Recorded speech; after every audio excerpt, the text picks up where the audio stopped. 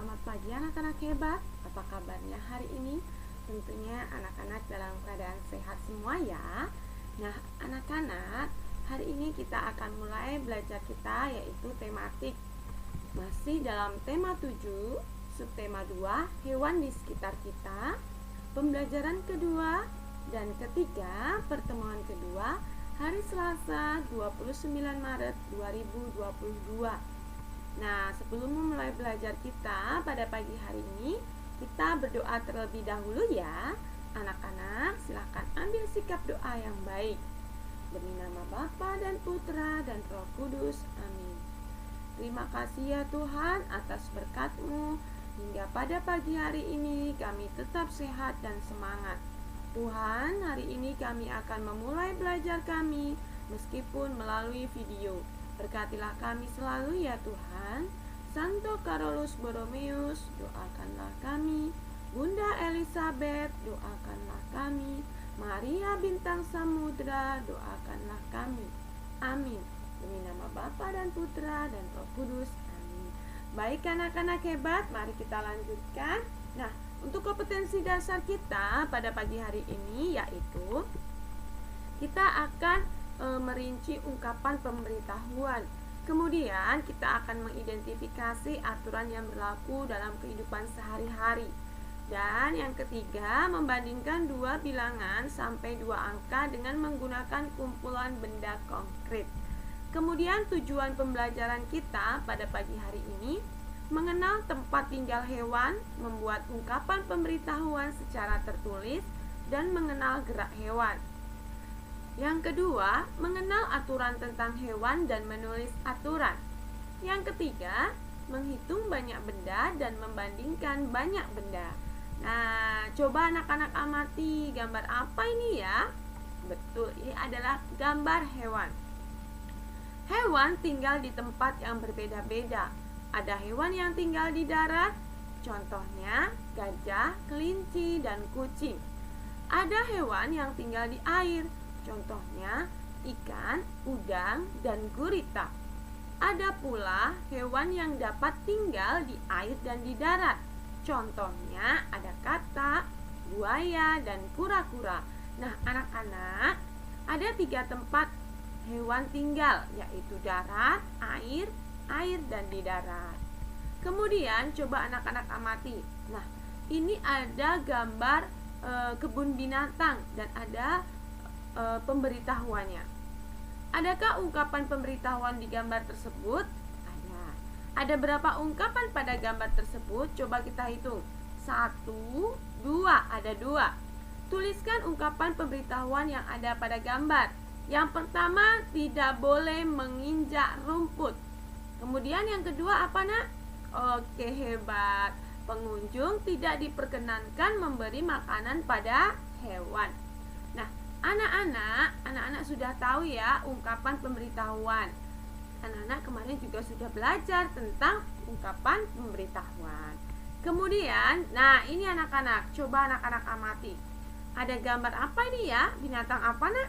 Betul, kelinci dan bangau. Hewan bergerak dengan cara yang berbeda. Ada hewan yang bergerak dengan cara terbang. Hewan terbang menggunakan sayap. Ada hewan yang bergerak dengan melompat. Dapatkah kamu menirukan gerak hewan di samping? Coba tirukan gerak hewan bersama temanmu. Nah, nanti yang tidak PTMT, yang di rumah, yang PJJ, tirukan bersama kakak atau adik ya. Nah, amati kembali anak-anak. Apa ini ya? Ini juga adalah gambar kebun binatang. Nah, di sini ada beberapa ungkapan pemberitahuan. Mari kita baca. Dinda melihat banyak hewan di kebun binatang. Ada gajah, rusa, jerapah, dan harimau. Dinda ingin memberi makanan pada hewan tersebut, tetapi petugas kebun binatang tidak mengizinkannya. Hewan memiliki jadwal makan tertentu. Makanan hewan juga tidak sembarangan. Dinda ingin sekali menyentuh tubuh monyet, namun petugas melarangnya. Petugas melarang pengunjung mendekati hewan karena berbahaya. Dinda patuh pada peraturan yang ada di kebun binatang. Nah, Jadi ketika nanti anak-anak berkunjung ke kebun binatang, anak-anak harus patuh ya dengan peraturan yang ada di kebun binatang. Nah, anak-anak, dapatkah kamu menemukan ungkapan pemberitahuan pada teks tersebut? Jika iya, coba tuliskan. Ayo, ada tidak tadi ungkapan pemberitahuannya? Betul, ada ya nak ya. Ini dia tulisannya. Buanglah sampah pada tempatnya. Dilarang memberi makanan sembarangan. Oke, nah coba nih.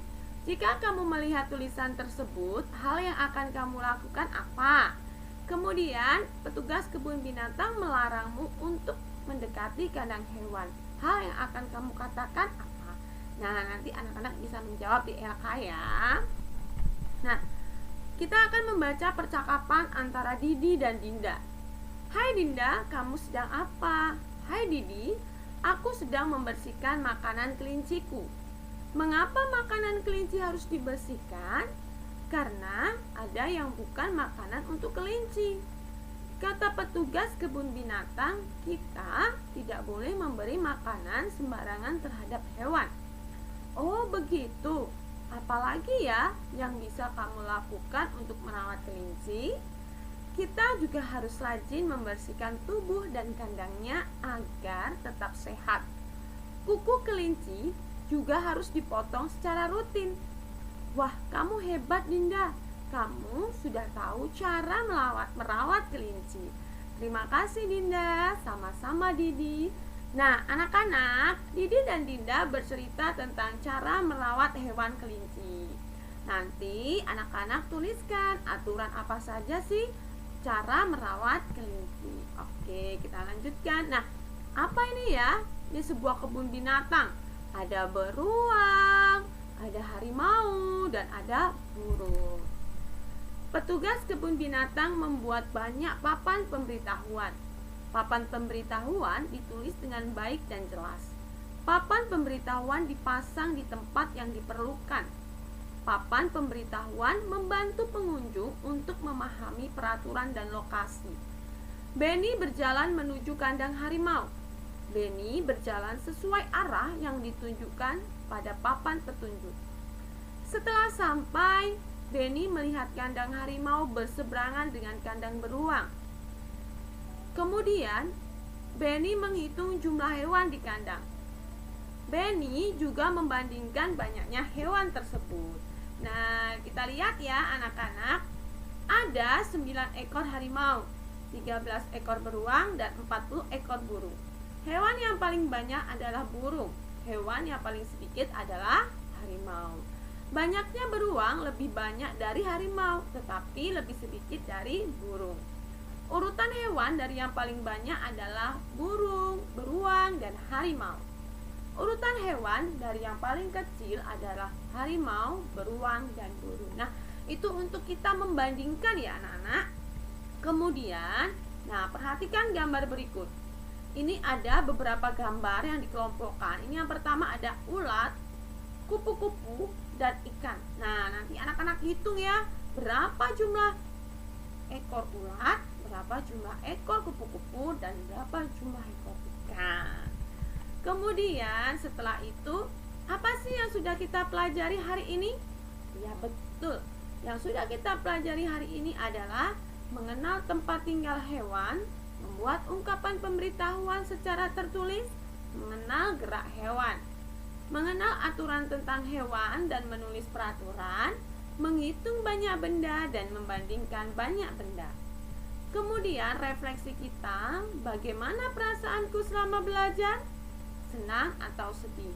Kemudian sikap kita yang dapat kita kembangkan dalam materi ini, percaya diri, rasa ingin tahu, cermat, dan berani. Kemudian ada KPKC, keadilan, perdamaian, dan keutuhan ciptaan.